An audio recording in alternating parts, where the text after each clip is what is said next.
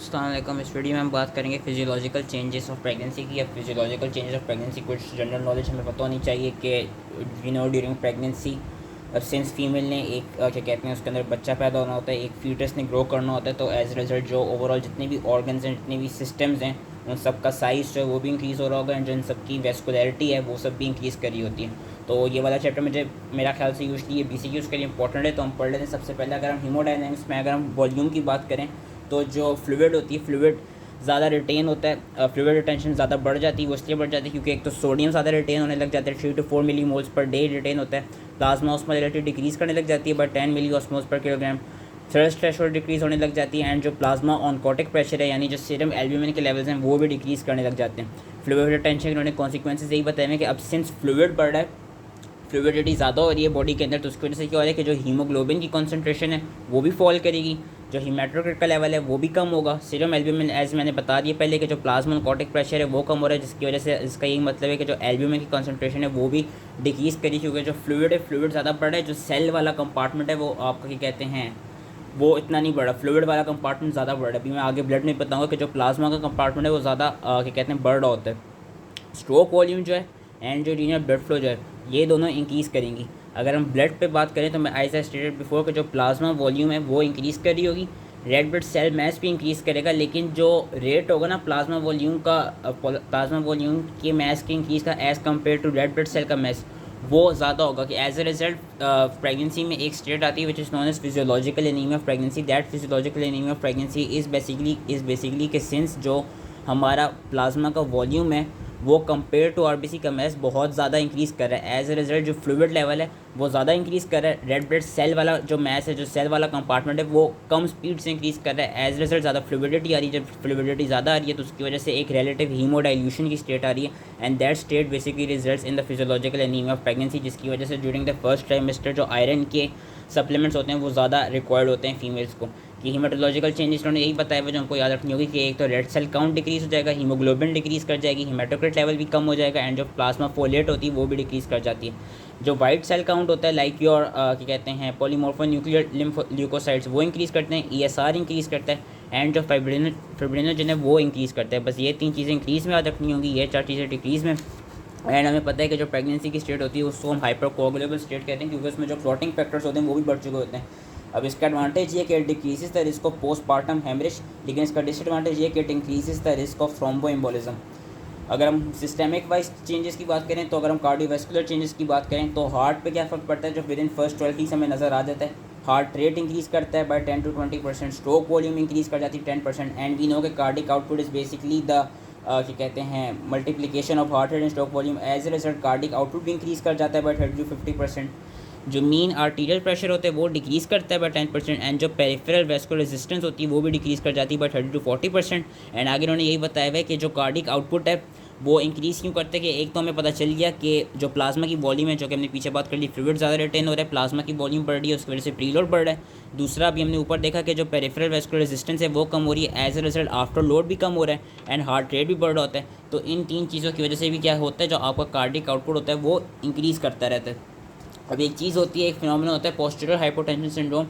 Posterior hypotension syndrome is basically this के हमें पता है कि आफ्टर द 20th वीक जो यूट्रस है, क्योंकि जो फीटस है उसने यूट्रस के थ्रू ही अटैच होकर यूट्रस में डेवलप करना होता है एंड यूट्रस की भी बहुत ज़्यादा वो हो रही होती है हाइपरट्रोफी एंड क्या कहते हैं हाइपरप्लेजिया हो रहा होता है। तो uterine enlargement after the 20 week of pregnancy जो यूट्राइन इनलार्जमेंट होती है वो इतनी ज़्यादा इंक्रीज़ कर चुकी होती है कि एज ए रिजल्ट जो इंफीरियर वेना कैवा होती है ना उस पर वो हो रहा होता है, उस पर कंप्रेशन पड़ रही होती है। जो इनलार्ज यूट्रस होता है वो इंफीरियर वेना कैवा को कंप्रेस करते हैं, स्पेसिफिकली इन सुपाइन एंड क्या कहते हैं supine position and in prolong standing की पोजीशन।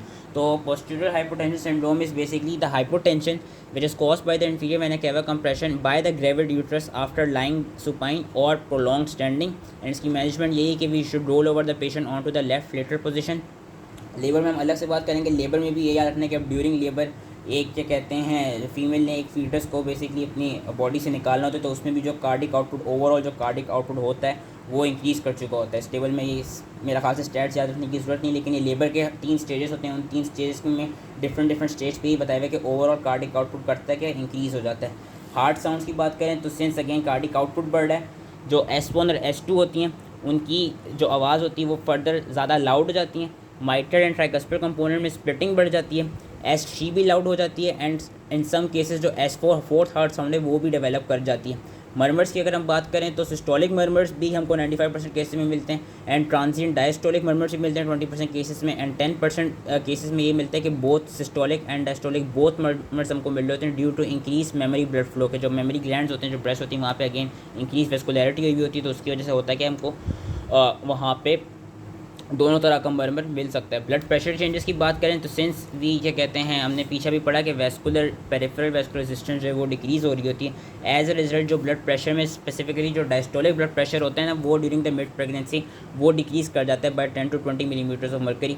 एंड हमको ये भी पता है कि एक तो पेरिफेरल रेजिस्टेंस होती है, दूसरा वी नो कि ड्यूरिंग प्रेगनेंसी प्रोजेस्टेरॉन के लेवल बढ़े हुए होते हैं, एंड साथ में जो हमारे वो होते हैं प्रोस्टाग्लैंडिन्स जो होते हैं उनके लेवल्स भी बड़े होते हैं। एज रिजल्ट प्रोस्टाग्लैंडिन्स वेसोडाइलेशन करा रहे होते हैं, एंड प्रोजेस्टेरॉन जो होते हैं वो स्मूथ मसल्स की रिलैक्सेशन करा रहे होते हैं, जिसकी वजह से भी क्या होता है ब्लड प्रेशर यूजली इसमें प्रेगनेंसी में कम हो जाता है।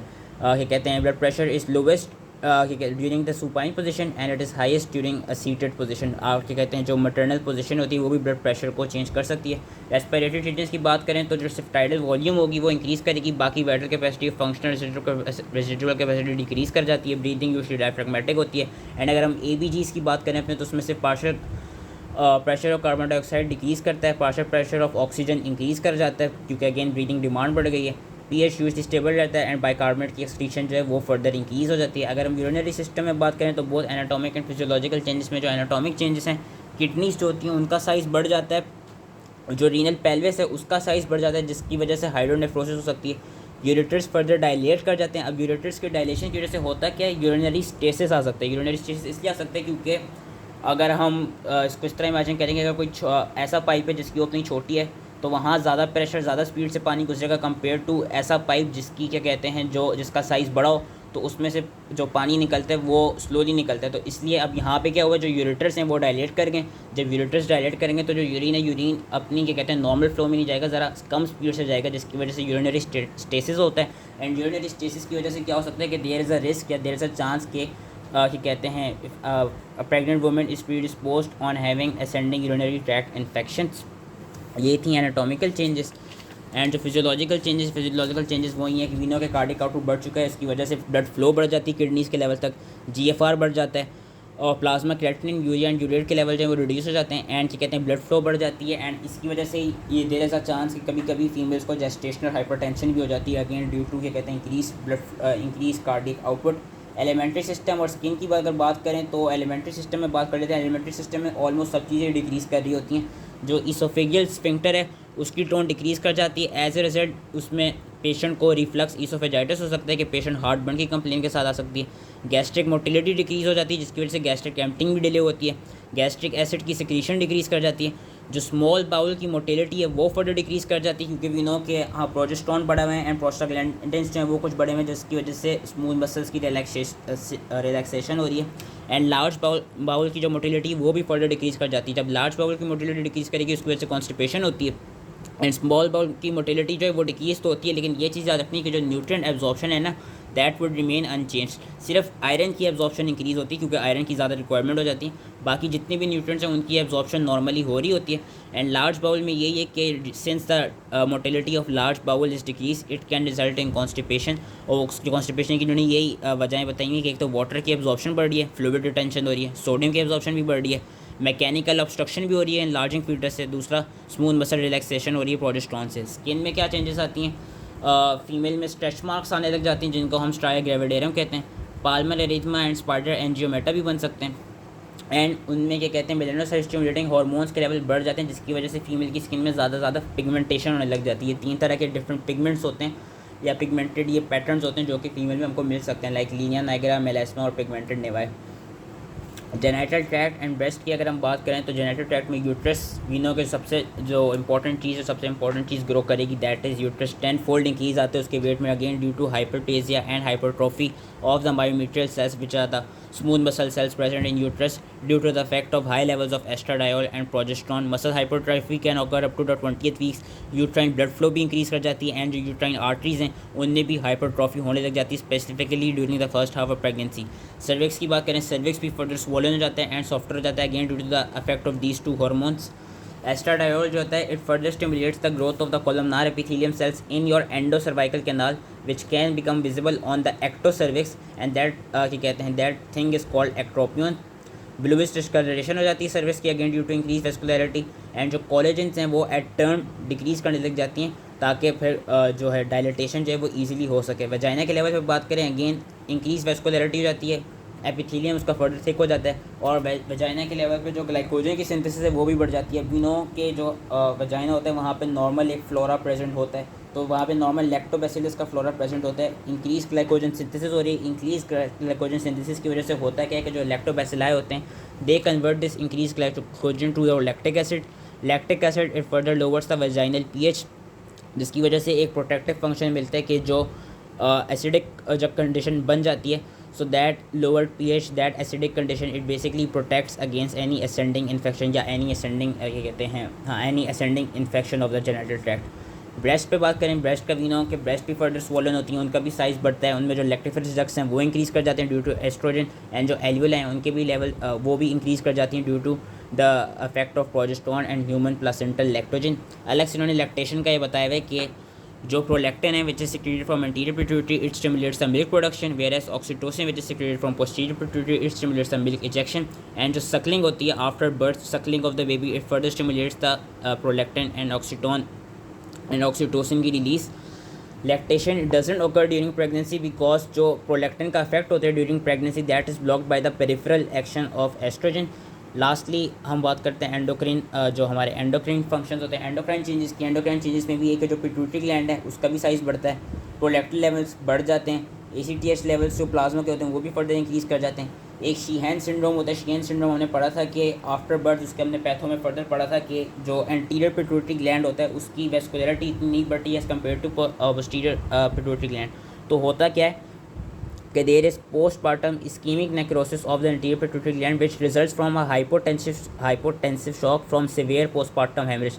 अगर सिवियर पोस्टपार्टम हेमरेज हो जाए उसकी वजह से होता क्या है कि जो एंटीरियर पिट्यूटरी ग्लैंड है सिंस वहाँ पे जो वेस्कुलेचर है वो उस तरह से इंक्रीज़ नहीं होता, वहाँ इंक्रीज वेस्कुलरिटी नहीं आई होती, as a result increase postpartum haemorrhage can lead to postpartum ischaemic necrosis of the anterior pituitary gland. और जब एंटीरियर पिट्यूटरी ग्लैंड का इस्कीमिक नेक्रोसिस होगा तो उसकी वजह से क्या होगा, उसकी वजह से हाइपोपिट्यूटरिटिज्म होगा। हाइपोपिट्यूटरिटिज्म इसलिए होगा क्योंकि हमें पता है कि जो एंटीरियर पिट्यूटरी ग्लैंड है वहीं से हमारे मैक्सिमम हार्मोन्स निकलते हैं एंड जब उसका स्कीमा होगा तो एंटीरियर पिट्यूटरी ग्लैंड से हमारे जितने भी हार्मोन्स होते हैं वो सही से निकल नहीं पा रहे होंगे, जिसमें से एक इफेक्ट आता है प्रोलैक्टिन पे कि अ फीमेल इस जो एक कैरेक्टरिस्टिक क्लिनिकल फीचर मिलते हैं वो ये मिलते हैं कि अ फीमेल इस कहते हैं फेल टू लैक्टेट। वो फेलर टू लैक्टेट इसलिए आ रहा होता है क्योंकि जो प्रोलैक्टिन लेवल्स हैं वो बढ़ नहीं रहे होते, वो बन नहीं रहे होते हैं।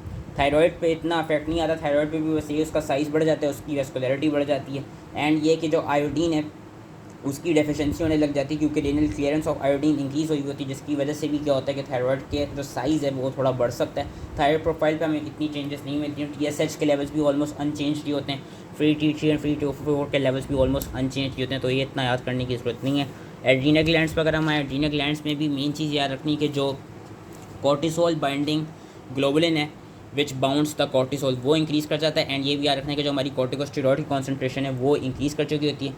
लास्टली पैंक्रियास की अगर हम बात करें तो पैंक्रियास में याद रखना है कि during the first half of pregnancy fasting plasma glucose concentrations are reduced whereas there is no change in the plasma insulin levels and during the second half of pregnancy जब gestational diabetes डेवलप कर सकते हैं, during the second half of pregnancy हमारे पास insulin resistance develop हो जाती है। Insulin resistance इसलिए develop हो जाती है due to the effect of increase progesterone levels, increase cortisol levels, effect of क्या कहते हैं human placental lactogen and lastly due to the effect of placental insulinase. ये चार हार्मोन्स की वजह से during the second half of pregnancy वो हो जाती है, इंसुलिन रेजिस्टेंस बढ़ जाती है। ये इन्होंने समराइज़ किया हुआ है एंडोक्राइन वाले फंक्शंस को। तो बस सिस्टेमिक वाइज फंक्शंस थे, ओवरऑल सारे जो ऑर्गन्स हैं उनका साइज़ बढ़ रहा है एंड वहाँ पे वेस्कुलरिटी बढ़ रही है due to we know the effects of different hormones जो कि प्रेगनेंसी में होते हैं। That was all use BCQ के लिए इंपॉर्टेंट है। आई होप ये चैप्टर ईजीली समझ में आ गया हो, इसको बस एक रीड लेना अच्छे से एंड थैंक यू।